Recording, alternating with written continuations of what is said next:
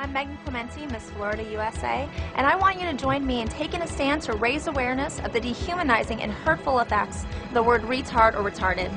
The language we choose affects every one of us. Help me build communities of inclusion by pledging to end your use of the R word and then spread the word to end the R word to your friends. I'm Alyssa Rivera, Miss Florida Teen USA, and I'm letting you know it's time we spread the word to end the word. We're encouraging you to spread the word to end the word on March 3rd. When you use the R word with your friends because they are clumsy or make a mistake, what you're doing, whether you know it or not, is enabling a hurtful stereotype of people with intellectual disabilities.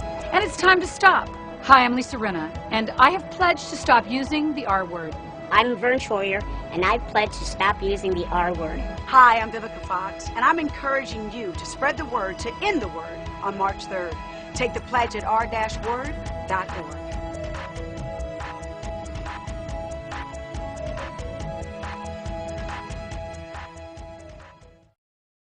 I remove the word that destroys the dignity of our most innocent.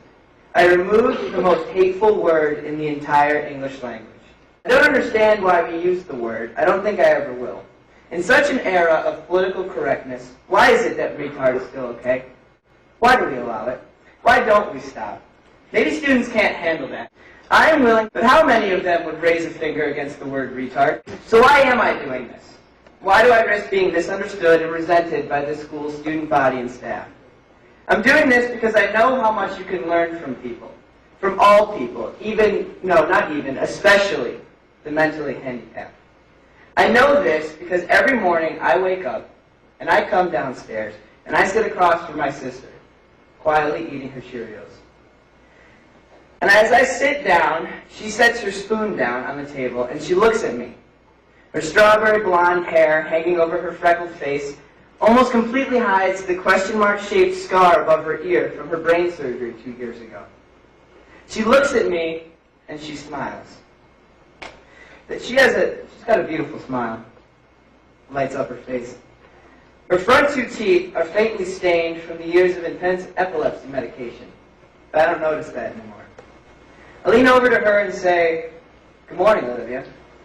She stares at me for a moment and says quickly, "Good morning, Soren," and goes back to her Cheerios.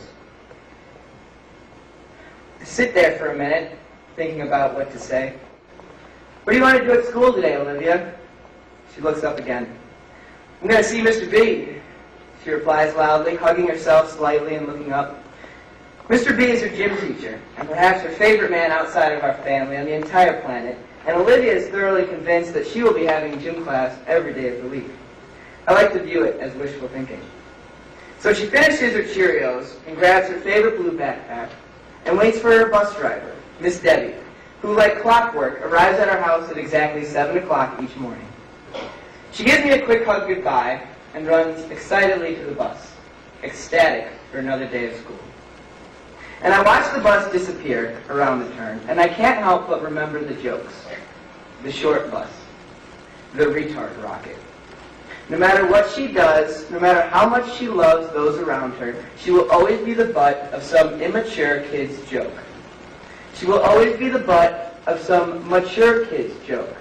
She will always be the butt of some adult's joke. By no fault of her own, she will spend her entire life being stared at and judged. Despite the fact that she will never hate, never judge, never make fun of, never hurt, she will never be accepted. That's why I'm doing this. I'm doing this because I don't think you understand how much you hurt others when you hate.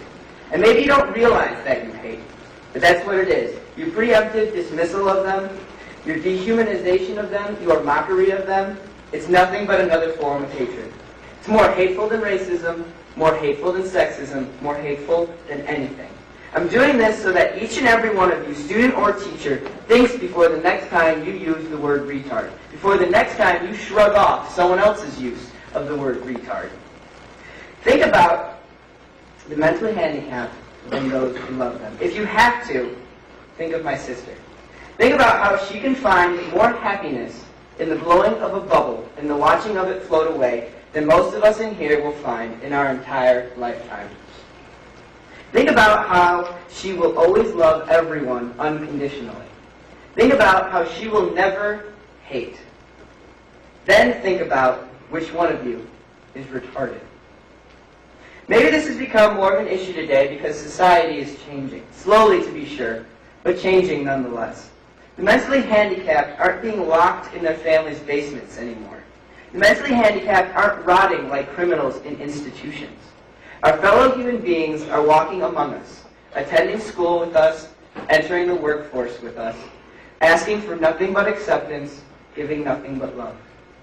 As we become more accepting and less hateful, more and more handicapped individuals will finally be able to participate in the society that has shunned them for so long. You will see more of them working in places, though, at Dominic's, at Jewel, at Walmart. Someday, I hope more than anything, one of these people that you see will be my sister. I want to leave you with one last thought. I didn't ask to have a mentally handicapped sister. She didn't choose to be mentally handicapped. But I wouldn't trade it for anything. I have learned infinitely more from her simple words in love than I have in any classroom of higher education. I only hope that one day, each of you will open your hearts enough to experience true, unconditional love, because that is the only thing that any of them want to give. I hope that someday, someone will love you as much as Olivia loves me. I hope that someday, you will love somebody as much as I love her. She got on stage and called him emotionally retarded. It's like, Guy Ritchie called me retarded.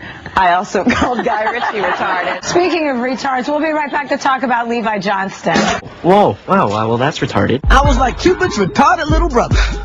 Chloe is retarded at directions. We're gonna end up watching this whole retarded Russell Crowe show. First of all, I'm very uncomfortable saying that. You know, the R word. You don't call retarded people retards. It's bad taste. You call your friends retards when they're acting retarded. I'm sorry religion is so retarded, but it is. Everybody knows you never go full retard. It's an exercise in retarded homophobic futility. No, ma'am, I'm not a retard. I couldn't believe a retarded retard like him anyway. You guys are retarded. Don't ever say that word to me again. I mean it. These guys are my friends.